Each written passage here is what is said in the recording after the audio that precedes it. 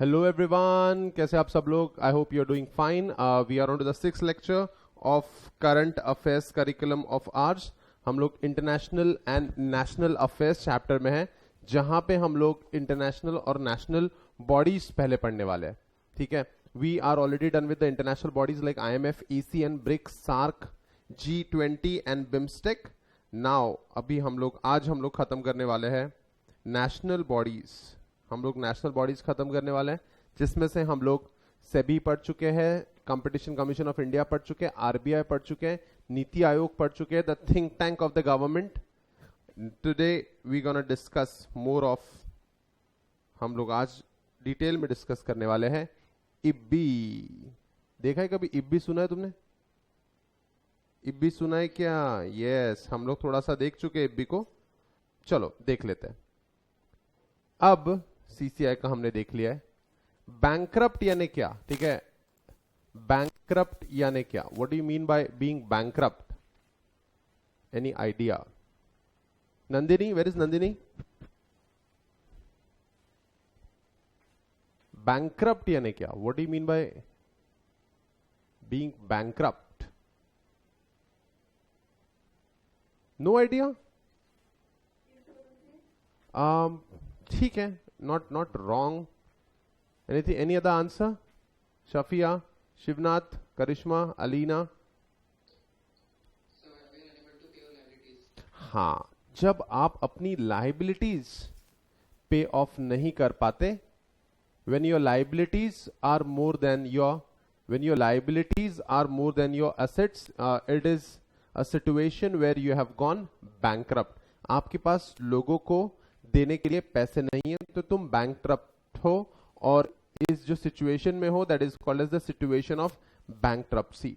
अब बैंकरप्ट अगर आप हो जाते हो, तो आप से पैसे लेने के लिए काफी लोग तड़प रहे हैं अभी, और हो सकता है आपके डूब जाने से दूसरे बिजनेस भी डूब जाए. इसके लिए there is a proper bankruptcy law called as insolvency and bankruptcy code. इसके लिए प्रॉपर लॉ है इंसॉल्वेंसी एंड बैंकरप्सी कोड. और ये सब कुछ, ये इंसॉल्वेंसी, बैंकरप्सी, किसको कितने पैसे देने, दूसरे बिजनेस इस बिजनेस के साथ डूबे ना, इन सब का ख्याल रखने के लिए इंसॉल्वेंसी और बैंकरप्सी से रिलेटेड जो भी लॉ है, जो भी कोड है, उसको प्रॉपर्ली इंप्लीमेंट करने के लिए we have IBBI, insolvency and Bankruptcy Board of India. So let's check it out for once. Insolvency and Bankruptcy Board. Guys, ये बहुत इंपॉर्टेंट टॉपिक है, क्योंकि इस टॉपिक को हम लोग ऑलरेडी बिजनेस एनवायरनमेंट में केटर कर चुके हैं. जब हम किसी, सुनो मेरी बात ध्यान से, जब हम लोग किसी एक लॉ को ऑलरेडी पढ़ चुके होते हैं, और वो फिर से आता है हमारे सिलेबस में पढ़ने के लिए, तो हम हमारी क्लास में उसको कहते हैं CT यानी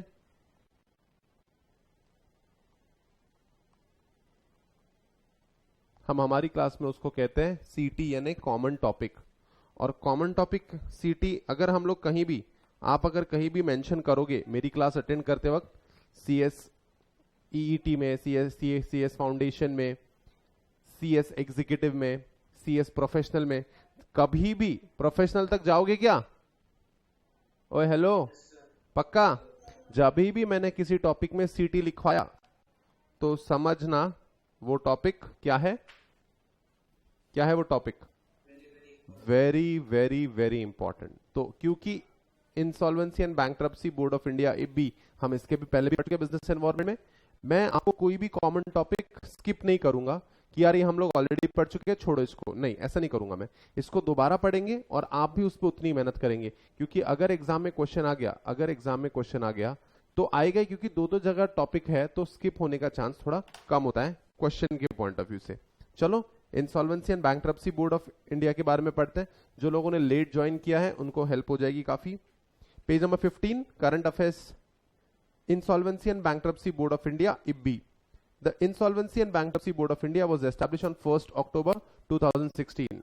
Guys, 1st October 2016, MCQ Gold.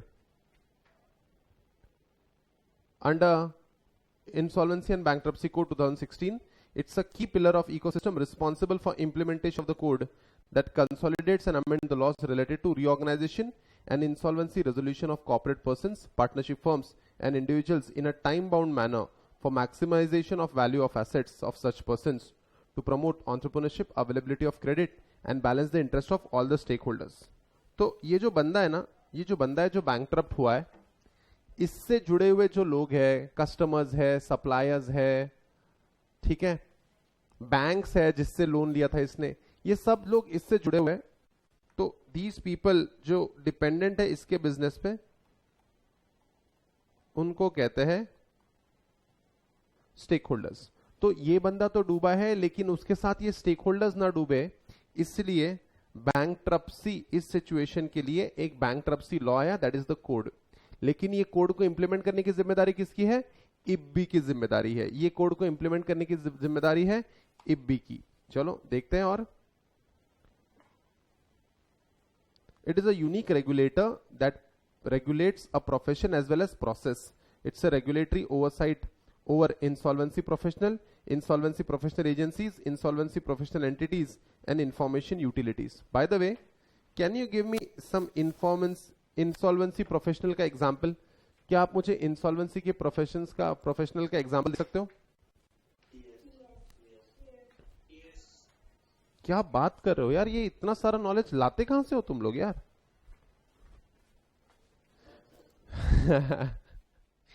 Insolvency से रिलेटेड प्रोफेशनल्स कोई और नहीं है बल्कि तुम ही हो.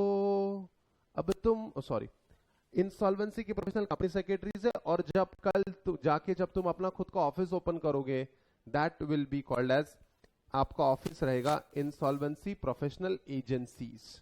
ठीक है, तो आप कंपनी सेक्रेटरी का काम ही है कंपनी शुरू होने से कंपनी एंड होने तक, कोई एंटिटी शुरू होने से कोई एंटिटी बंद होने तक, कोई एंटिटी का रजिस्ट्रेशन होने से, कोई एंटिटी का इनकॉर्पोरेशन होने से, एंटिटी का वाइंडिंग अप होने तक कंपनी सेक्रेटरी का काम होता है. समझे? कंपनी सेक्रेटरी का काम होता है. ये थोड़ा दिमाग में आप फिट कर लो. यानी जीवन के अंतिम सच में हर घड़ी में कौन काम आएगा एक कंपनी को? Company secretary. ठीक है, तो गाइस सुनो ना, अभी रिसेशन आएगा, ये आएगा, वो आएगा, रिसेशन आए कुछ भी आए, कंपनी को कंपनी सेक्रेटरी लगेगा. End of the story. ठीक है, तो हमारी जॉब काफी अच्छी जॉब होती है. चलो, I just hope you do well in life. और फिर मैं तुम्हारे नाम का एग्जांपल दूं कि मेरा एक स्टूडेंट था शिवनाथ, मेरे एक स्टूडेंट थी अलीना, उन्होंने क्या क्या कर लिया, उनकी केस स्टडी बनेगी आगे. I hope. सही कह रहा हूं कि मैं ज्यादा कह दिया? मैंने ज्यादा तो नहीं बोल दिया मैंने? Okay. Then it writes and enforces rules for processes, namely corporate insolvency resolution, corporate liquidation, insolvency resolution, individual insolvency resolution, and individual bankruptcy under the code. It has recently been tasked to promote the development of and to regulate bankruptcy under the code. It has recently been tasked to promote development and regulate the working and practices of insolvency professional agencies, utilities, and other institutions. In furtherance of the purpose of the code, it has been designed as the authority under the company's Registered Valuer and Valuation Rules 2017 for regulation and development of professions of valuers in the country. तो कल जाके, जैसे अभी ये जो बंदा है जो बैंकक्रप्ट हुआ है, ये जो बंदा है जो बैंकक्रप्ट हुआ है, वो जो बंदा है इसकी एसेट्स को लिक्विडेट किया जाएगा. एसेट्स को लिक्विडेट करना यानी क्या?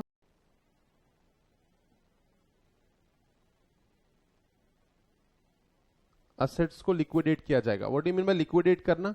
लिक्विडेट करना यानी सेल ऑफ करना, बेचना. और बेच के द पीपल टू हुम ही ओज मनी, उनको उनकी लायबिलिटी पे ऑफ की जाएगी. उनको उनकी लायबिलिटी पे ऑफ की जाएगी. This is how it is. तो असेट्स की रियल वैल्यू कितनी होगी, इसके लिए वैल्यूअर्स की जरूरत पड़ती है. Trust me on this. एक कंपनी सेक्रेटरी रजिस्टर्ड वैल्यूअर भी बन सकता है. सीएस करने के बाद एक अलग से कोर्स आता है इसके लिए. ठीक है, जो आईसीएसआई आपको प्रोवाइड करती है. अब इंसॉल्वेंसी को लेके doctor MS Sahu currently serves as the chairperson of insolvency and bankruptcy board of India doctor Navrang Saini, doctor Mukulita Vijayvargiya and S H. Sudhakar Shukla are the whole time members of the board. So IBBI के जो board members हैं वो सारे हैं. Board members आप ध्यान में रखो मत रखो, लेकिन चेयरपर्सन को आप जरूर ध्यान में रख सकते हो. एक और चीज, सर डॉक्टर लोग कॉमर्स में क्या कर रहे हैं? ये कौन सा डॉक्टर है? जल्दी बताओ.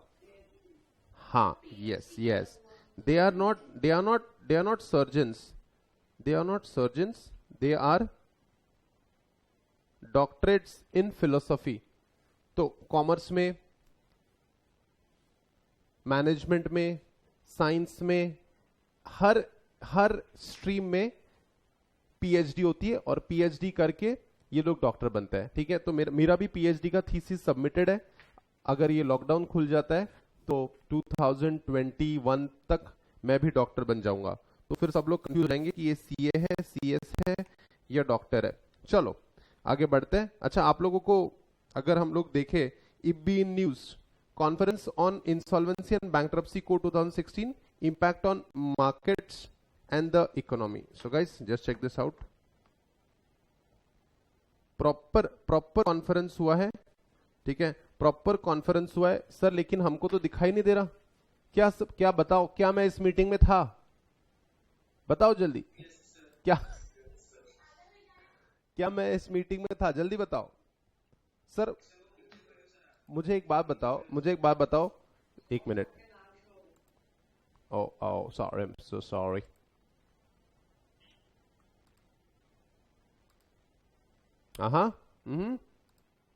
ओके, कहां थे हम लोग?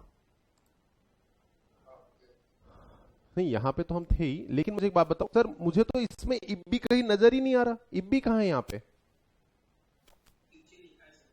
Just check this out ji.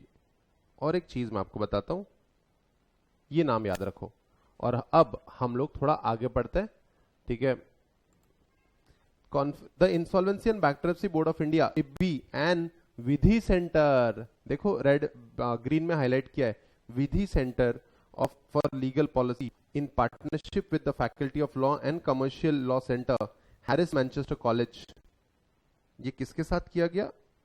This commercial law centre, Harris Manchester college, university of Oxford के अंदर आता है ये. ठीक है, Harris Manchester College at the University of Oxford. Next page number 16. Organized a conference titled Insolvency and Bankruptcy Code, Impact on Markets and Economy in New Delhi on December 16, 2019. So guys, ऐसी proper conferences होती है जहां पे एक topic पे लोगों को बताया जाता है कि what could be done, what wrong is happening in the market right now, और हमारी इकोनॉमी कहां जा रही है. So that's that. And then promulgation of Insolvency and Bankruptcy Code Ordinance. The Union Cabinet Chair, the Prime Minister Shri Narendra Modi, approved a proposal to promulgate an ordinance. To promulgate means to develop. An ordinance and to amend the Insolvency and Bankruptcy Code 2016. The amendment will remove certain ambiguities in the Insolvency and Bankruptcy Code and ensure smooth implementation of the code. Ambiguity. What do you mean by ambiguity? Ambiguity यानी not misconceptions, ambiguity यानी confusions. किसी भी type की confusion होती है तो इब्बी के अंदर जो भी कोड है, इब्बी का जो भी कोड है, इंसॉल्वेंसी एंड बैंक्रप्सी कोड में जो भी एम्बिग्यूटी है वो हटा के एक स्मूथ कोड बनाने की जरूरत है. फॉर एग्जाम्पल एक बात बताओ, अगर जैसे मान लो पहले तो अगर मान लो तो ये लाइव क्लास नहीं होती हमारी, एग्जाम्पल के तौर पे हम लोग ले रहे हैं, मान लेते कि हमारी ये लाइव क्लास नहीं होती, तो क्या तुम सुबह रोज 10 बजे उठ के करंट अफेयर्स का बुक ओपन करते? है ना? क्या तुम सुबह रोज उठ के बिजनेस एनवायरनमेंट का नोट्स, करंट अफेयर्स का नोट्स ओपन करते? बिल्कुल नहीं. और ओपन करने के बाद भी सर इतना सारा कंफ्यूजन होता था ना हमको, G7 क्या है, G20 क्या है, पढ़ के दिमाग खराब हो रहा. अब एक मिनट, हमारी क्लास क्या करती है, what my class does, my class removes the ambiguity कि इसको ऐसा पढ़ते हैं, ये कॉमन टॉपिक है, इसको इतना वेटेज देना है, इसमें चेयरपर्सन को ध्यान रखना है, बाकी ना हमको ध्यान इतना नहीं रखने की जरूरत है। हम लोग क्या करते हैं, remove the ambiguity so that the class remains smooth. So आपको भी, ठीक है, नरेंद्र मोदी जी ने प्रपोज किया कि हम लोग इंसॉल्वेंसी एंड बैंक्रप्सी कोड को काफी ज्यादा स्मूथ बनाएंगे, कोई एम्बिग्यूटी उसमें नहीं रहने देंगे। ये ambiguity word has been derived from the word ambiguous. Ambiguous मतलब वेग। तो एम्बिग्यूटी से रिलेटेड आपको पूरा चैप्टर ही है सीएस एग्जीक्यूटिव में, इंटरप्रिटेशन ऑफ स्टैट्यूट्स। तो हम लोग इस वर्ड को वहां पे हर पैराग्राफ में पढ़ने वाला है, इस वर्ड को, ठीक है। तो मैंने आपको ऑलरेडी सीएस एग्जीक्यूटिव के लिए रेडी कर रखा है। I just hope it works out well for you. उसके बाद जस्ट अ मोमेंट, यस, आगे बढ़ते हैं। Insolvency research foundation. अच्छा ये सर इंसॉल्वेंसी ये आगे बहुत बढ़ने वाला है क्या? अब मेरी बात ध्यान से सुनो। कोरोना आ चुका है, कोविड-19 के कारण हमारी इकोनॉमी खतरे में है, बहुत ज्यादा खतरे में है। बहुत सारी कंपनीज अब इंसॉल्वेंट होने वाली है, बहुत सारी। ये this is not a good news. और अगले 3 सालों तक बहुत सारी कंपनी डूबने वाली है। अगले 3 सालों तक insolvency will be a very good business to be in. अगले 3 सालों तक जब रिसेशन आता है, कंपनीज बंद होती है, इंसॉल्वेंसी वाले जो प्रोफेशनल्स हैं खूब पैसा कमाते हैं। तो मेरी बात ध्यान से सुनो, इकोनॉमी बूम होती है फिर भी सीएस को फायदा होता है, इकोनॉमी नीचे जाती है फिर भी सीएस को फायदा होता है। हम ये नहीं चाहते कि हम लोगों को एग्जैक्टली यही करना है, लेकिन फिर भी मैं आपको स्कोप बता रहा हूं आपके काम का। श्री एम वेंकैया नायडू, सुना है क्या वेंकैया नायडू? कोई बात नहीं। Honourable vice president of, yes, is the vice president of India. In his inaugural address at insolvency research foundation. Sir insolvency research foundation ऐसा कुछ बना हुआ है, देख लेते हैं। ये है तुम्हारे सामने, देखो। मैं पूछूंगा नहीं अब सवाल, ये ठीक है। said that the enactment of insolvency, so where is the vice president, by the way, where is the vice president? जल्दी बताओ, where is the vice president? सही कहा तुमने, मैं ही हूं वाइस प्रेसिडेंट, ठीक है जी। ये है वेंकैया नायडू सर। देखिए, enactment of insolvency and bankruptcy code was one of the success stories of Indian economic reforms, and it plays a critical role, important role in reshaping the behavior of borrowers. He further said that the government has initiated series of economic reforms to improve the investment climate in diverse areas and make India an attractive destination. As you all aware, India has jumped. सुना सा लग रहा है ये ना, मुझे पढ़े जैसा लग रहा है ये, देखो तो जरा। India has jumped by several rank in the ease of doing business. ये इंडिया में बिजनेस करना आसान हो गया क्या अभी? और हमारी रैंक कितनी होगी? रैंक इंडिया की रैंक 77 हुई। रेज योर हैंड्स, ठीक है। क्विज चालू करते हैं। इंडिया की रैंक आज ईज ऑफ डूइंग बिजनेस में 77 है, ठीक है। पिछले साल कितनी थी? 100। और उसके पिछले साल कितनी थी? परफेक्ट आंसर, ठीक है, परफेक्ट आंसर। चलो, इसका मतलब क्लास का थोड़ा तो फायदा है ही, क्या कहते हो? पक्का? So that was all about our dear, that was all about our dear IBBI. IBBI is a common topic. अगर इब्बी पढ़ के नहीं गए, एग्जाम देने मत जाना, ठीक है। Very important it is, common topic it is, okay. उसके बाद पढ़ते हैं our dear institute of company secretaries of India, ICSI. Let's check it out. ICSI, page number 16, mid para. ICSI is the only recognized professional body in India to develop and regulate profession of company secretaries in India. It is a premier national professional body set up under the Act of the Parliament, CS Act 1980. So guys, हमारा जो institute of company secretary बना है, ध्यान से सुनना इसको, company secretaries act 1980 के वजह से बना है। MCQ के लिए गोल्ड है ये कि ICSI कौन से एक्ट से बना है? Company secretaries act 1980। कौन सा act? Company company secretaries act 1980. ICSI functions under the jurisdiction of Ministry of Corporate Affairs, Government of India. The institute, being a proactive body, focuses on the best and top quality education to the students. Top quality education? क्या लगता है तुमको? अच्छा, कैसा लगता है आपको ACS का कोर्स? बताएंगे जरा. हेलो, पढ़ते पढ़ते ये फीलिंग आती है कि कुछ अच्छा पढ़ रहे हो? I just hope. ठीक है. Best and top quality to the students of company secretaries course and best quality set standards for CS members. ICSI has its headquarters in New Delhi and 4 regional offices in New Delhi, Chennai, Kolkata, Mumbai and 70 chapters across India. ICSI has been contributing to the initiatives of Government of India that have potential to excel the social economic progress of the and the growth of India. तो India का socio और economic growth हो, इसमें company secretaries ने काफी contribute किया है, ऐसा आईसीएसआई का दावा है. उसके बाद आईसीएसआई न्यूज, सबसे बड़ा रिफॉर्म जो है वो है ये CSEET एग्जाम. सबसे बड़ा रिफॉर्म है CSEET exam.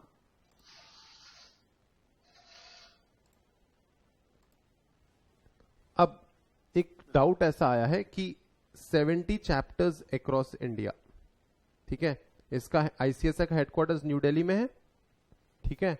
70 chapters across India का मतलब अगर किसी स्टूडेंट को कोई क्वेरी आती है उसके शहर में, तो आईसीएसआई की ऑफिसेस है, ब्रांचेस नहीं बोलेंगे आईसीएसआई की ऑफिसेस है. और आईसीएसआई की ऑफिसेस, ठीक है, ऑफिसेस नहीं कहते उनको. अगर छोटे छोटे शहरों में, अगर जैसे बड़े 4 रीजनल ऑफिसेस तो है ही, ठीक है, मुंबई, कोलकाता, चेन्नई, ये रीजनल ऑफिसेस हो गए. लेकिन नागपुर में, पुणे में, मैंगलोर में, कानपुर में, ये सिटीज में भी आईसीएसआई के ऑफिसेस है. उन आईसीएसआई के ऑफिसेस को चैप्टर्स कहते हैं. जैसे अगर आपको कोई क्वेरी है और आपको किसी को मिलना है, तो नागपुर में, पुणे में कहां मिलने जाओगे? आईसीएसआई के चैप्टर्स में मिलने जाओगे. तो जो छोटा ऑफिस होता है आईसीएसआई का छोटे शहरों में, उनको चैप्टर्स कहते हैं. ठीक है, आगे बढ़े. जो नागपुर में, अच्छा, आपने ऑनलाइन किया है सब कुछ, है ना? ऑनलाइन किया, इसलिए आपको पता नहीं है, राइट? अच्छा, do you know Mehadia square? Mehadia square पता है? यशवंत स्टेडियम पता है? यशवंत स्टेडियम, यशवंत स्टेडियम के पास है. ओह गॉड, सब कुछ ऑनलाइन हो रहा है यार, तुमको तो कुछ पता ही नहीं चलेगा. चलो कोई नहीं, आगे बढ़ते हैं.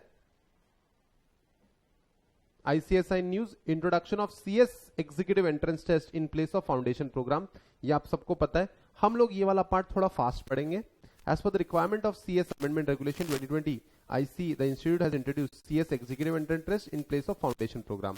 तो ये तो सबको ऑलरेडी पता है कि पहले CS फाउंडेशन होता था, अब CSEET हो गया है.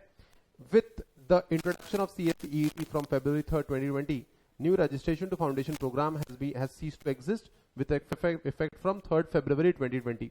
CSEET is the only qualification entrance test for registration to CS executive program. अगर आपको CS एग्जीक्यूटिव प्रोग्राम में आना है तो आपको किसके थ्रू जाना पड़ेगा?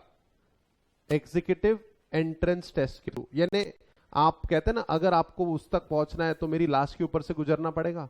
ये लाश वो है. अगर आपको एग्जीक्यूटिव देखना है तो किसके थ्रू जाना पड़ेगा? CSEET. और ये इकलौता जरिया है. Alright, CSEET has introduced, keeping in view the diverse academic standards for students seeking admission to CS course to attract meritorious students. तो मेरे सामने जो स्टूडेंट बैठे हैं, क्या वो मेरिटोरियस स्टूडेंट्स हैं? दिखो, चेहरे दिखाओ. मेरे सामने जो एम्बिशियस स्टूडेंट्स बैठे हैं, CS एस्पिरेंट्स बैठे हैं, क्या हम मेरिटोरियस स्टूडेंट्स हैं? हाँ या ना?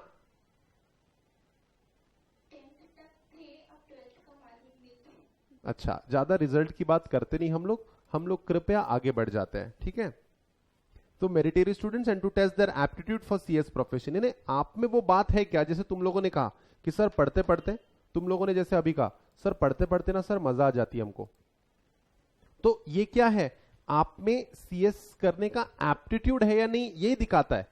जैसे काफी लोगों को अरे यार क्या परेशान कर रहा है ये इंसान, सुबह सुबह इब्बी इब्बी इब्बी इब्बी सिखा रहा, दिमाग खराब कर देता है यार ये। अगर तुमको ये चीज बोर होती है, जो मैं पूरी कोशिश करता हूं कि आपको ना हो, अगर ये चीज आपको बोर होती है तो इसका मतलब आप में सीएस करने का एप्टीट्यूड नहीं है। ठीक है, इसमें सही गलत कुछ नहीं है, किसी किसी को नहीं इंटरेस्ट आता, किसी किसी को लगता है सीएस इज माई लाइफ, जो भी करना है अब यही करना है, जीना भी यही है, मरना भी यही है।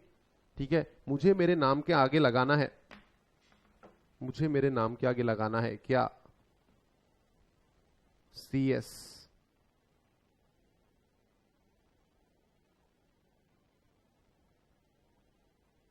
मुझे अपने नाम के आगे लगाना है। तो अगर आपको ये करने की इच्छा जाग चुकी है तो समझ जाना कि मुझ में तुम में सीएस करने का जज्बा आ गया है। ठीक है, एप्टीट्यूड है आप में। The candidates appearing based in class 10th examination shall be eligible for appearing in CSEET. All the students seeking admission in company secretary course, including graduates, postgraduates, shall be required to qualify CSEET from 3rd February onwards. The process of selecting meritorious candidates through CS entrance test will enhance the quality of future members. तो हम लोग चाहते हैं CS के जो members है एकदम होशियार members बने। Then will enhance the quality of future members to meet expectations of the industry and the regulators. For more details, you can refer the prospectus. मुझे नहीं लगता इस पे कोई एग्जाम में क्वेश्चन आएगा, यानी CSET को लेके CSET के एग्जाम में क्वेश्चन आएगा, वाह, ऐसा आने का चांस कम है, लेकिन रिफॉर्म के पॉइंट ऑफ व्यू से आपको समझाया गया। उसके बाद नेशनल कॉन्फ्रेंस फॉर CS,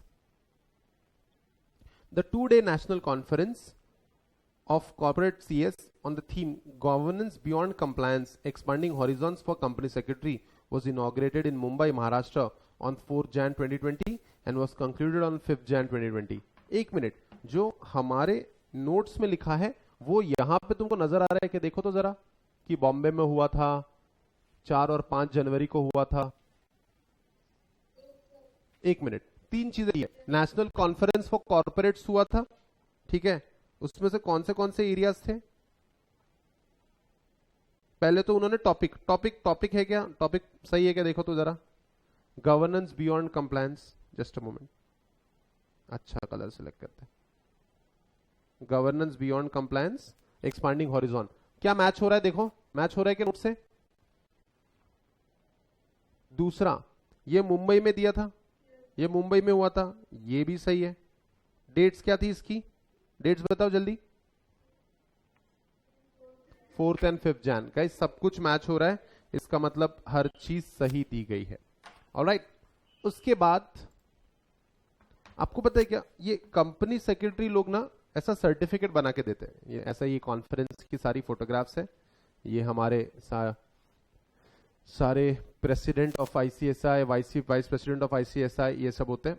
अब एज अ कंपनी सेक्रेटरी ना मैं आपको एक बताना चाहूंगा, तुमने सुना है कि कभी कि साइन करने के पैसे मिलते हैं? ऐसा सुना है कि तुमने कभी साइन करने के पैसे मिलते हैं? Have you ever heard sign करने?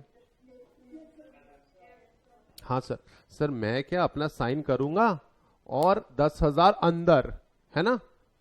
अच्छा, अब कैसा है ना, yes, company secretaries, chartered accountants, ये लोग सर्टिफिकेट्स इशू करते हैं जिसके ऊपर एक सीएस या सीए का ही साइन लगेगा। ठीक है, कुछ सर्टिफिकेट्स होते हैं। अब हर जो, सुनो ना, अब हर जो डॉक्यूमेंट पे आप साइन करोगे,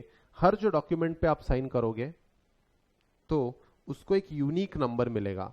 हर एक डॉक्यूमेंट पे जो आप साइन करोगे उस पे एक यूनिक नंबर रहेगा। जैसे मुझे बताओ, आपका आधार नंबर यूनिक है क्या? आधार,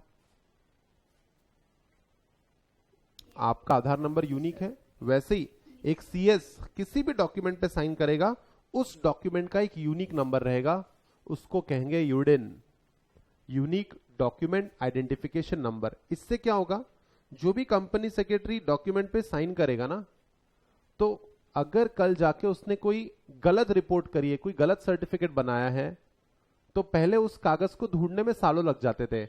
अब एक यूनिक डॉक्यूमेंट आइडेंटिफिकेशन नंबर रहेगा, तो आपने अगर कभी कल जाके फर्जी सर्टिफिकेट दिया है किसी को, यानी उसने वो लॉ का कंप्लायंस नहीं किया, फिर भी तुमने लालच के कारण, क्योंकि वो 15-20 हजार रुपए देने वाला था, तुमने लालच के कारण उस डॉक्यूमेंट पे साइन कर दिया, तो तुम पकड़े जाओगे. So guys, that's UDIN, unique document identification number. It is an attempt to pursue heightened sense of self governance. heightened यानी यूडिन क्या है? It is a heightened sense of self governance and strengthen the practicing side of profession of CS. ICSI has rolled out unique initiative in the form of UDIN. It aimed at strengthening the framework of good governance. UDIN shall serve the following purpose. क्या क्या काम रहेगा? ओए ये धंधा है हमारा, ठीक है, ये मेन धंधा होता है, ये मेन बिजनेस होता है सीएस का, काफी पैसे मिलते हैं इससे, ठीक है. एवरी मंथ काफी सारे company secretaries 2 to 3 lakh rupees सिर्फ सर्टिफिकेट पे साइन करके कमा लेते हैं. कितना बोला मैंने? जाने दो, पैसों के पीछे नहीं भागेंगे हम लोग एक्सीलेंस के पीछे भागेंगे.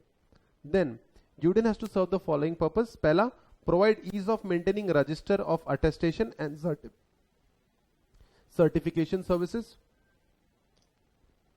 जिस भी डॉक्यूमेंट पे एक सीएस ने अटेस्टेशन दिया है वो सारे डॉक्यूमेंट्स मेंटेन किए जाएंगे. Prevent counterfeiting of various attestation and certification. नकली, अब कल जाके कैसा है ना, अब कल जाके इशिका बजाज एक बहुत बड़ी कंपनी सेक्रेटरी बन गई और सबको पता है, और हो सकता है इशिका बजाज के नाम पे कोई दूसरा ही बंदा साइन किए जा रहा है और सर्टिफिकेट इशू किए जा रहा है. अगर किसी के नाम पे नकली सर्टिफिकेट्स आप इशू करते हो तो इसको कहते हैं काउंटरफिटिंग. किसी के नाम पे आप नकली सर्टिफिकेट्स इशू करते हो, इसको कहते हैं काउंटरफिटिंग.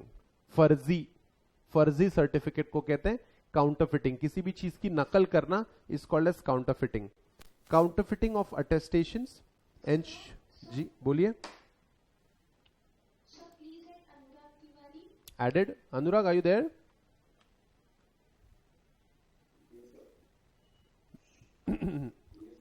Got it. Chalo.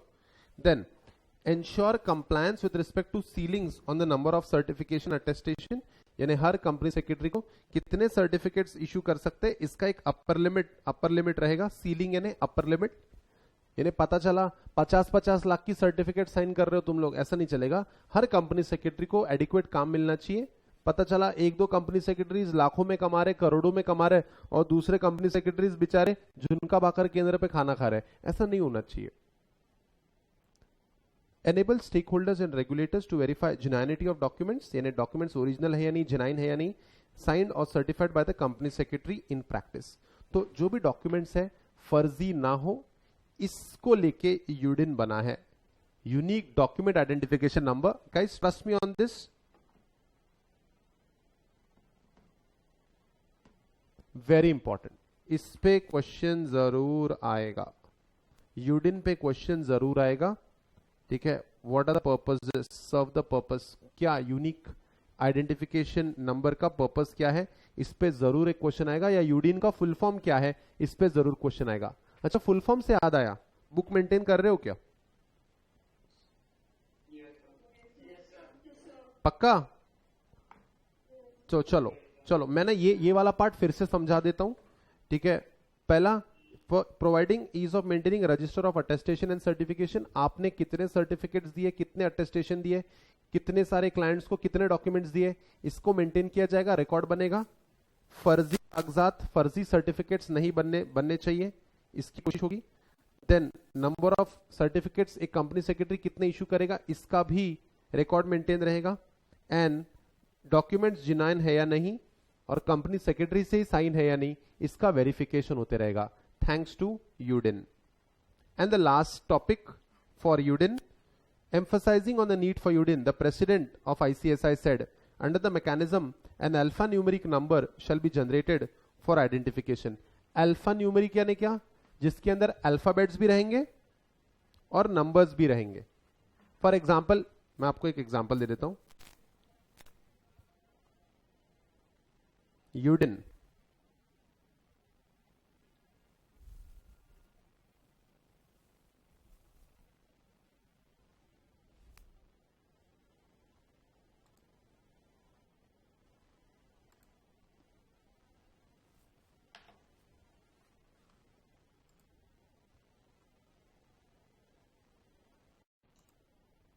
तो ये जो लिखा है ऊपर, it is an example of alpha numeric, alpha यानी अल्फाबेट्स और combination of numbers, alpha numeric. तो आपको मैं बता देना चाहूंगा, जो यूडिन है कंपनी सेक्रेटरीज के लिए, सीएस के लिए यूडिन होता है 17 डिजिट्स का, सीएस के लिए यूडिन होता है 17 डिजिट का। जैसे हमारा आधार नंबर कितने डिजिट्स का है बताओ? 12 डिजिट्स का है, वैसे यूडिन है 17 डिजिट्स का। So just a moment. Under the mechanism, an alphanumeric number shall be generated. An alphanumeric number shall be generated for the identification of every document attested by practicing company secretary, which shall definitely act as a trust enhancer by facilitating verification that the document is genuinely signed or certified by CS in practice. The ICSI UDIN will be mandatory for every document except an e-form signed or certified by CS with effect from 1st October 2019. ठीक है। So guys that's all about UDIN. 1 अक्टूबर 2019 से ये mandatory हो चुका है। Okay, so guys that's all about the two corporates that we have seen. Yes, national bodies हमारी complete हो चुकी है। National bodies, ICSI done, SEBI done, RBI done, NITI Aayog done, CCI done and IBBI done. These are the national bodies. ठीक है। ICSI कौन से act के हिसाब से बना है बताएंगे जरा? ICSI company secretaries act 1980। चलो, the last topic for the day, summits and conferences. The last topic for the day is summits and conferences. What do you mean bye summits?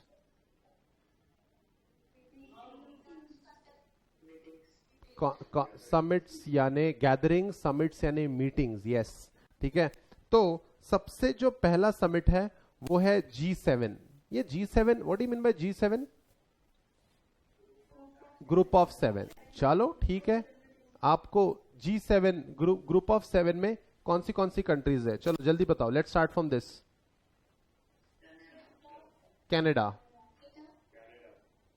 दूसरा फ्रांस, तीसरा no that's not Belgium, that's not Belgium. Germany, that's Germany. हाँ, next Italy, next चंदू China, Japan, उसके बाद Great Britain, उसके बाद United States. Yes guys, you are absolutely correct. सिर्फ थोड़ा सा बेल्जियम को लेके प्रॉब्लम हुआ, बाकी सब सही था। The various G7 countries are Canada, France, Germany, Italy, Japan, United Kingdom and United States. ये तुम लोग नोट्स में पढ़ के तो नहीं बताते ना? नहीं सर, पता है हमको, इतना तो हमारा जीके बहुत स्ट्रांग है। चलो ठीक है, देखते हैं पेज नंबर 18, करंट अफेयर्स में समिट्स एंड कॉन्फ्रेंसेस। तो हम लोग इसमें पढ़ने वाले हैं G7। About G7 originally came into being in 1975 when the heads of the world's 6 leading industrial nations like the UK, the US, France, Germany, Japan and Italy decided to hold a meeting in wake of oil shock of 1973 and the following financial crisis. Oil shock यानी क्या? What do you mean by oil shock? 1973 में क्या हुआ था?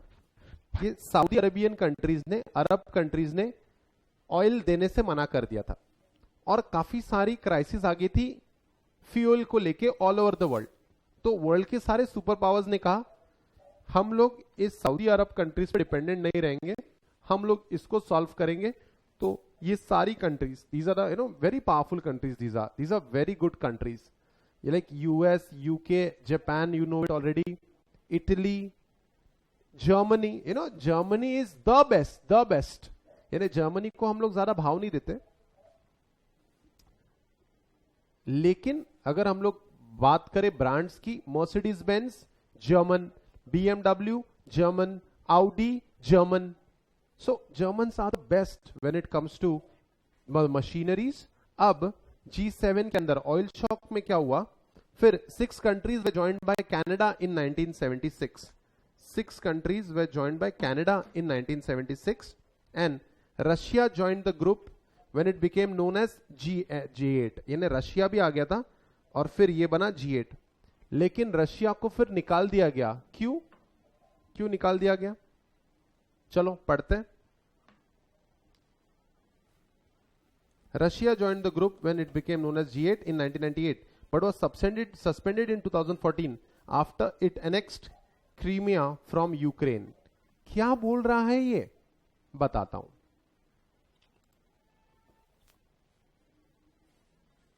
G7 summit में, ठीक है, G7 के अंदर रशिया भी था, तब वो G8 कहलाता था. लेकिन रशिया ने क्या किया, रशिया ने यूक्रेन का जो पार्ट है क्रीमिया, इसको अलग करने की कोशिश की, उसको दबोचने की कोशिश की, उसको अपने कंट्री का पार्ट बनाने की कोशिश की. और ये बाकी 7 कंट्रीज को सही नहीं लगा. You can not poach a part of any country just like that. This could lead to a situation like war. इसलिए G8 से रशिया को निकाल दिया गया और G8 minus G1 is equal to G7. Maths will be charge extra. ठीक है, आगे बढ़ते हैं. सब मैप से समझा क्या, रशिया ने क्या करने की कोशिश की, यूक्रेन कंट्री का जो थोड़ा पार्ट था उसको हथियाने की कोशिश की. जैसे पाकिस्तान हमारे कश्मीर के पीछे पड़ा होता है, चाइना हमारे सिक्किम के पीछे पड़ा होता है, वैसा ही रशिया क्रीमिया के पीछे पड़ा हुआ. Current members are UK, US, Canada, France, Germany, Italy and Japan. The group regards itself as the community of values with freedom and human rights. वाह वाह वाह वाह वाह. With freedom and human rights. ऐसा सोचते हैं कि हम लोग हमारे लोगों को फ्रीडम देना चाहते हैं, पूरी दुनिया को ह्यूमन राइट्स देना चाहते हैं. And democracy and the rule of law, prosperity and sustainable development as its key principles. G7 का समिट हुआ 2019 में. कहां हुआ ये? France, Biarritz too. Yes, the 45th G7 summit, also known as Group of 7, was held in Biarritz, France on 24th to 26th August 2019 on the scheme of combating inequality as its main focus on the climate and biodiversity. यानी ये लोग जो मिले ना, उनका जो main था inequality with regards to climate and biodiversity.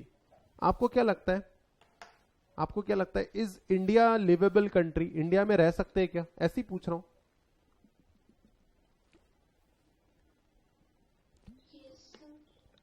Is India liveable country? यानी हमारे यहां एकदम क्लीन वाटर, क्लीन एयर, सब बढ़िया अपने यहां है ना. अभी कुछ दिनों पहले एलजी की, विशाखापट्टनम में एलजी की फैक्ट्री से गैस लीक हो गया. पता है तुमको? जिसमें अराउंड 10 से 12 लोग मर गए और जिसमें काफी सारी प्रॉब्लम हुई. गाइस, यानी यूएस के लोग, लुक्सेमबर्ग के लोग क्लीन एनवायरनमेंट में जी रहे, एकदम क्लीन एनवायरनमेंट. ठीक है, एकदम क्लीन एनवायरनमेंट में जी रहे, और हम लोग धूल, मिट्टी, इसके साथ जी रहे. गाइस, हमारे यहां फैक्ट्रीज ही फैक्ट्रीज है, जिसके कारण हमारा एनवायरनमेंट खराब हो रहा है, हमारा बायोडाइवर्सिटी खराब हो रहा है, क्लाइमेट खराब हो रहा है, बायोडाइवर्सिटी खराब हो रहा है. डेवलपमेंट के नाम पे अनइनहैबिटेबल ना हो कोई कंट्री, इस पे ध्यान था इस मीटिंग का, G7 की ये मीटिंग का. कॉम्बैटिंग इनइक्वालिटी, हर कंट्री में इकोनॉमिक और सोशल डेवलपमेंट दोनों का बैलेंस होना चाहिए. ऐसा ना हो कि लोगों को जॉब तो मिल गई लेकिन लोग कैंसर से मर जा रहे हैं क्योंकि पोल्यूशन बहुत ज्यादा है, टीबी से मर जा रहे हैं क्योंकि पोल्यूशन बहुत ज्यादा है. ऐसा नहीं होना चाहिए. Combating inequality, every country should be given equal right. ठीक है, मुझे बताओ, वो जो सबसे गरीब कंट्रीज होती है, क्या बोलते हैं उनको ये लोग? क्या बोलते हैं? सबसे गरीब कंट्रीज होती है उनको थर्ड वर्ल्ड. तो एक्चुअली ये समिट में इनका कहना था कि थर्ड वर्ल्ड जैसा कंसेप्ट ही नहीं होना चाहिए. All the parts of the world should be good. चलो देखते हैं. Following 5 objectives were identified by the France for this summit. पहला, fighting inequality of opportunity, promoting in particular gender equality, access to education and high quality health services. क्या लगता है आपको, India में हमको अपॉर्चुनिटी मिलती है, हाँ या ना? इंडिया में हमको अपॉर्चुनिटी मिलती है या यूएस में ज्यादा अपॉर्चुनिटीज है? गाइस सब लोग यूएस चले जाते हैं क्योंकि वहां पे अपॉर्चुनिटी ज्यादा है। क्यों ना लोगों को उनके घर में ही अपॉर्चुनिटी दे। दूसरा, जेंडर इनइक्वालिटी। इंडिया का इस जेंडर इनइक्वालिटी में स्टेटस अब बेटर हुआ है, क्या कहते हो? जैसे देख लो ना, हमारी क्लास में नंबर ऑफ गर्ल्स कितनी और नंबर ऑफ बॉयज कितनी है? Diksha, Shruti, Alina, Sam, Harshita, Mugdha, Snehal, Karishma, Nandini, Riya, Gauri, Safia, Janvi and Ishika. Guys क्या लगता है आपको, नंबर ऑफ गर्ल्स ज्यादा है बॉयज ज्यादा है? गर्ल्स ज्यादा है। पहले के जमाने में लड़कियों को पढ़ने नहीं देते थे। तुमने सांड की आंख मूवी देखी ना? तुमने सांड की आंख? जेंडर इनइक्वालिटी का सबसे बेस्ट एग्जांपल है वो रिसेंट वाला, ठीक है? गीता बबीता, हमको जीतना है गीता, है ना? अब जेंडर इक्वालिटी आ गया है। देन एक्सेस टू एजुकेशन, हर लड़की को पढ़ाया जाता है आज भी, आजकल, पहले नहीं होता था। And high quality health services, India में क्वालिटी हेल्थ सर्विसेज मिल रही है। यूएस में तो तुमको पता ही है क्या हालत है कोरोना के कारण। तो इंडिया अब उतना पीछे नहीं रहा, हम लोग धीरे धीरे अच्छा कर रहे हैं। उसके बाद reducing environment and inequality by protecting our planet through climate finance and through fair ecological transition, preserving biodiversity and oceans. तो कैसा है ना, हर एरिया में हर टाइप की एनिमल्स, हर टाइप की वाटर बॉडीज, हर टाइप के फ्लोरा और फौना नहीं रहता है, and that makes it special. For example, जैसे अगर तुमको पांडा को देखना है, पांडा, तो कहां जाओगे? Which country? If you want to see panda you will have to go to China. अपने आप पे चाह के भी वो नहीं रह सकते, ठीक है? चलो ठीक है, रुको। अगर आपको कैंगरूज देखने, कैंगरूज कहां जाओगे? ऑस्ट्रेलिया। और फिर इंडिया की क्या खासियत है? इंडिया, हाँ, इंडिया में आपको द रॉयल बंगाल टाइगर देखना है तो आपको जिम कॉर्बेट इंटरनेशनल पार्क में ही जाना पड़ेगा, तो बंगाल ही जाना पड़ेगा। सो इंडिया में भी स्पेशलिटी है, ठीक है? हर एरिया की अपनी अपनी स्पेशलिटी है और आपको उस कंट्री को वो यूनिक बनाता है। Like peacocks you don't find all over the world, peacocks India में ही सबसे ज्यादा मिलते हैं, टाइगर सबसे ज्यादा इंडिया में ही मिलते हैं, ठीक है? So that makes it special. This is called as biodiversity, this is called as biodiversity. Then, strengthening the social dimension of globalization through more fair and equitable trade, tax and development policies, taking action for peace against security threats and terrorism which weaken the foundation of our society. So guys, terrorism के खिलाफ एक तो globalization हम globalization चाहते हैं और हमको terrorism को reduce करना है, and tapping into opportunities created by digital technology and artificial intelligence. G7 summit was hosted by French President Emmanuel Macron. The annual meeting was attended by 7 state members. ठीक है, जल्दी जल्दी बताओ, G7 के state members कौन से countries के नाम बताओ जल्दी।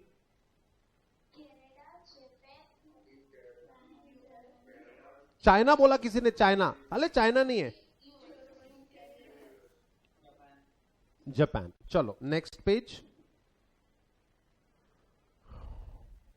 This year, France had also invited non-member countries who are playing an important part in world politics.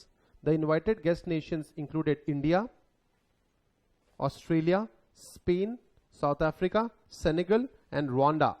These countries were invited as Barrett's partner country. So India को नहीं बुलाएंगे किसी मीटिंग में, ऐसा नहीं हो सकता है, ठीक है? इंडिया को नहीं बुलाएंगे, ऐसा नहीं हो सकता है। इंडिया की लेवल अब बढ़ चुकी है thanks to the LPG, liberalization, privatization, globalization, and thanks to leaders like Manmohan Singh and Modi ji, जिन्होंने अच्छे विजन से इंडिया को आगे बढ़ाया।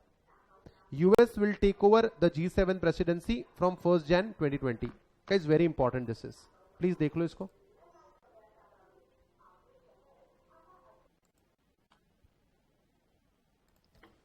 So US will take over the G7 presidency, and of course हर एक साल में, 2 साल में चेंजेस किए जाते हैं when it comes to presidency. तो US has taken over since 1st Jan 2020. ये G7 समिट में इंडिया आ सकता है क्या लगता है आपको? G7 समिट में इंडिया आ सकता है? जी हाँ, ठीक है। देखो थोड़ा सा एक पॉइंट है, India in G7 summit, India has been invited to attend the G7 summit after a gap of almost 10 years। ठीक है, द लास्ट टाइम, यानी इस बार मोदी जी को बुलाया गया था। The last time India was invited to the summit was in 2005 when the British Prime Minister Tony Blair had invited the then Indian PM Prime Minister, that is Manmohan Singh ji, to attend the G7 summit in Gleneagles, Scotland। तो guys, यानी हर 10 साल में एक बार India को बुलाया जाता है। Sir इतना कम समय क्यों बुलाया जाता है हमको? क्यों इतना कम समय बुलाया जाता है हमको? क्यों इतना कम समय बुलाया जाता है हमको? क्योंकि हम मेंबर ही नहीं है ना। G7 में हमारा कोई काम ही नहीं है, हम तो गेस्ट अपीयरेंस देते हैं वहां पे। Canada, France, Germany, Italy, Japan, UK and US, ये सारी कंट्रीज का मेन रोल है, उसमें हमारा कोई काम नहीं है। लेकिन फिर भी एज अ गेस्चर हमको बुलाते हैं once in 10 years, as a gesture हमको बुलाते हैं once in 10 years। Alright, so that's the all about G7 summit. G7 summit के पहले G7 समिट को G8 कहते थे क्या कभी? G7 को कभी G8 कहते थे क्या? पहले ये G8 होता था, G8। कौन सी थी कंट्री वो? रशिया। और रशिया वालों ने क्या किया? कौन सी कंट्री के साथ गड़बड़ कर दी उन्होंने? उत्तराखंड। कौन बोल रहा है? उत्तराखंड ये वो यूक्रेन है वो, ठीक है।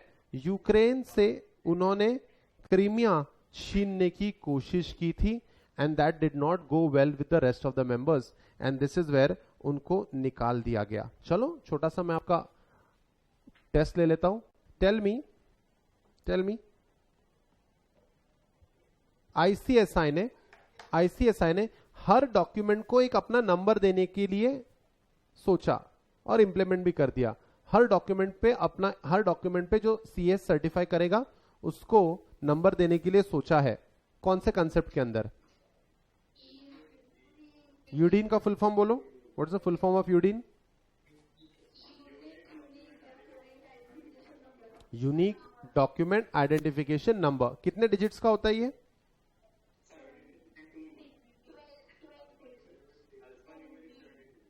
Alpha numeric 17 digits. अगर मैं बैंकरप्ट हो जाता हूं तो मुझे कौन से बोर्ड के पास जाना पड़ेगा? अगर मैं बैंकरप्ट हो जाता हूं मुझे कौन से बोर्ड के पास जाना पड़े? ये निब्बी कौन बोल रहा है? व्हाट इज निब्बी? It is IBBI. अच्छा, बाय द वे मुझे कभी समझा नहीं निब्बी क्या होता है, बट ठीक है, तुमसे बाद में कभी जान लूंगा मैं। ठीक है, थोड़ा डिफिकल्ट क्वेश्चन है, पूछू क्या? इन्वेस्टर को ग्रीवियंस है, कौन सी वेबसाइट का नाम बताओ?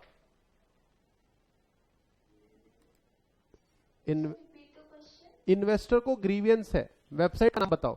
स्टॉक मार्केट में the answer is scores. Very good, एकदम सही कहा तुमने। ठीक है, थोड़ा डिफिकल्ट क्वेश्चन है। एजुडिकेटिंग ऑफिसर से मैं खुश नहीं हूं तो मैं अपील करना चाहता हूं, तो मैं अपील करूंगा।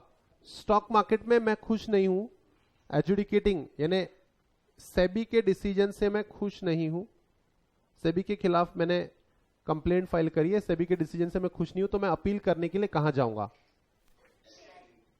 Securities appellate tribunal. मैं अगर सैट से भी खुश नहीं हूं तो मैं कहां जाऊंगा? पूरा लर्न करके आए हो यार, पूरा पढ़ के आए हो ये तुम लोग। This is basically the procedure for appeal, not bad. ठीक है, थिंक टैंक, जब भी मैं थिंक टैंक कहता हूं तो मैं किसकी बात कर रहा हूं? जब भी मैं थिंक टैंक कहता हूं, नीति आयोग। नीति आयोग के पहले कौन था? ओ माय गॉड यार, इतना अच्छा पढ़ते हो तुम लोग। ठीक है, ब्रिक्स कंट्रीज कौन सी है?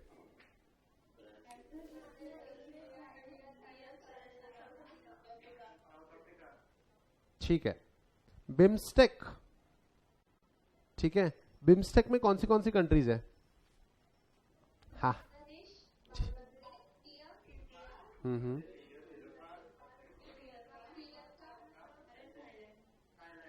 कुछ छूट तो नहीं गया? नो, ठीक है। मर गए हम लोग। मलेशिया वगैरह भी आ गए रे तुम्हारे इसमें। ठीक है। Bangladesh, Bhutan, India, Nepal, Sri Lanka and Myanmar and Thailand. ठीक है, कोई बात नहीं, थोड़ा इस पे वर्क करो। G7 कंट्रीज तो हमने आज ही देख लिया, हम लोग G20 नेशंस पढ़ने वाले हैं कल। सार्क का फुल फॉर्म बोलो, सार्क।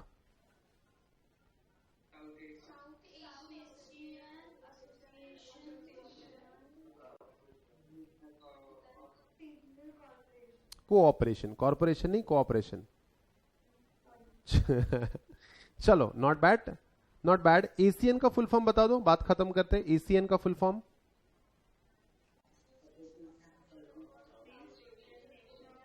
वेरी गुड, बिल्कुल बिना पढ़े तुमने, बिल्कुल बिना देखे तुमने आंसर दिया है।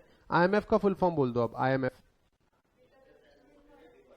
International monetary fund. All right guys, current affairs में के अंदर आज इतना ही। Thank you so much for the extended time. If you have any doubts let me know. Do you have any?